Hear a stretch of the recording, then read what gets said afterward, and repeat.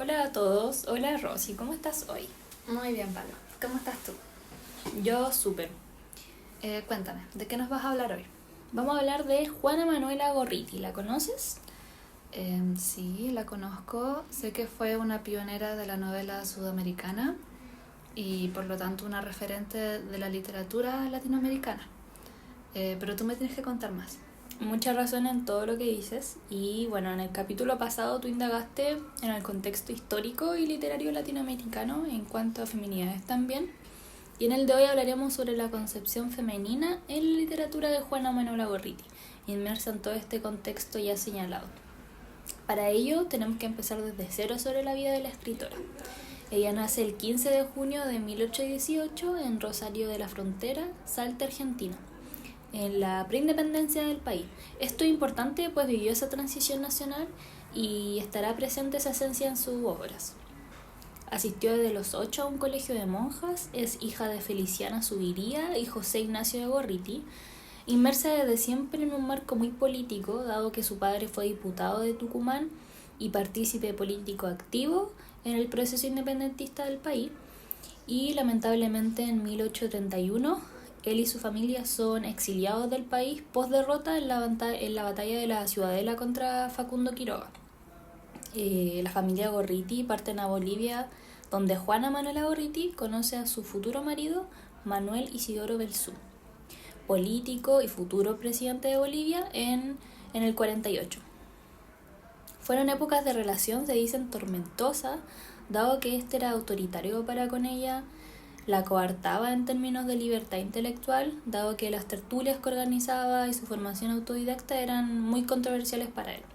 Y en este contexto, ella decide separarse e irse a Lima. Y esto con sus hijos, en 1840. Y bueno, vivió ahí un buen tiempo, donde da inicio formalmente a su trayectoria literaria. Y también algo muy importante que fue sino la articuladora de la velada literaria, esta reconstrucción hipotética de un gineceo, según Yaria Magnani. Concepto precioso me parece, ya que corresponde a la inmersión en una red femenina de manera voluntaria y solidaria, donde se produce un espacio de reflexión y autoconciencia, generando discursos internos y comunitarios. Y bueno, en estas tertulias formó vínculos importantes con mujeres que serán relevantes, como Clorinda Mato, Carolina Freire, Mercedes Cabello y otras mujeres que se dedicaban en este evento a escribir. Estas escrituras serán publicadas en 1892 en Veladas Literarias de Lima, 1876-1877. Y bueno, Pero entonces estas mujeres igual tenían ideales muy aspiracionales. Tenían nociones del futuro, tenían enfoques de trabajo similares, ¿o no? La educación era una solución. El trabajo periodístico, la escritura de las novelas.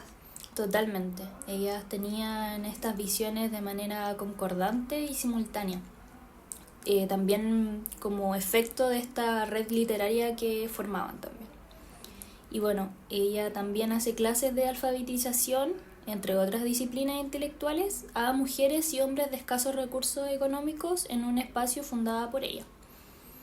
En 1845, la revista de Lima publica la novela La Quena de Juana Manuela Gorriti, su primera obra, que posteriormente estará recopilada con otros relatos, novelas, etc., en Sueños y Realidades, en 1865. Bacán. Y respecto a esas obras, ¿qué tópicos toca y de qué manera lo hace? Bueno, muchos de sus libros plantea el amor interétnico, como en La Quena, y las mujeres en su relato en verdad no son sujetos de segunda categoría, son influyentes en los eventos, más bien son como el foco. Y bueno, sus narraciones son relatos románticos con matices prematuros de americanismo y una marca presente de cohesión entre sujetas vulnerables y vulneradas.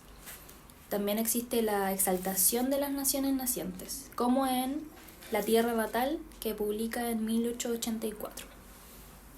Bueno, y también está constantemente presente en sus obras esta cuestión de la identidad, esta reacción ante los roles sociales estáticos de la mujer de una manera muy irónica, muy sutil, pero presente, está la cuestión indigenista, el imaginario nacional, etc.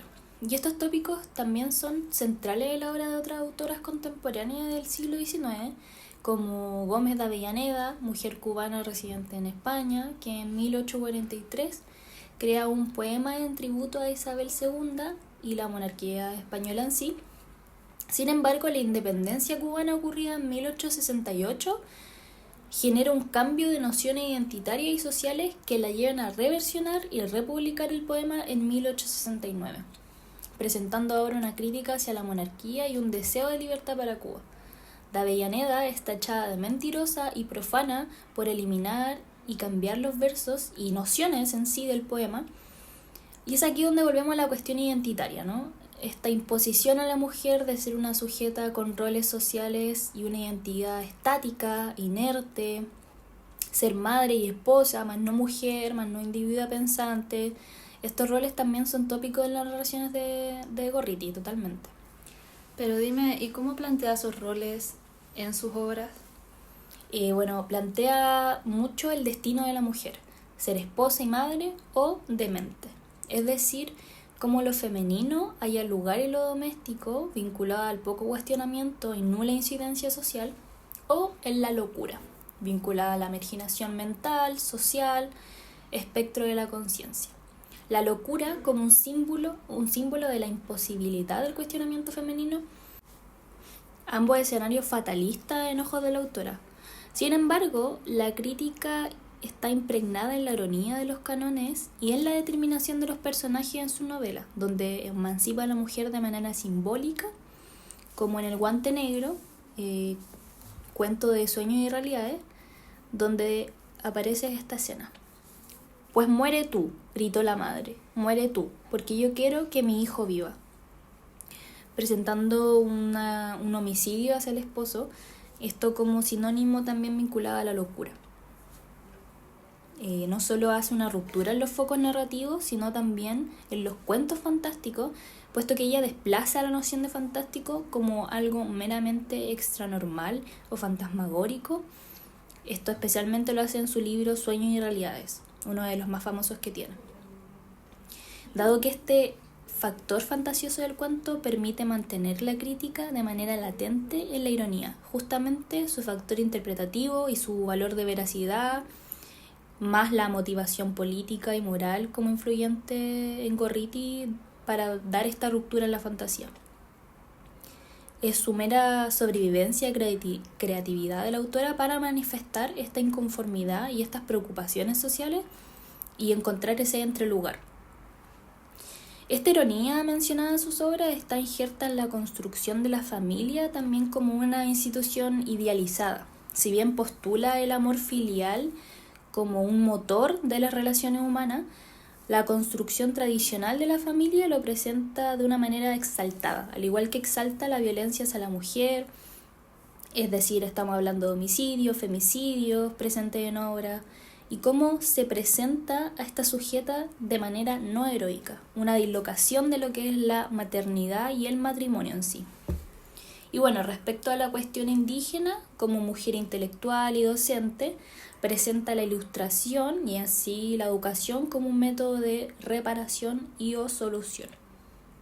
Y bueno, para concluir, Gorriti en 1878 vuelve a Buenos Aires, Argentina, donde sigue su trayectoria intelectual y literaria, lugar donde permanece hasta sus últimos días.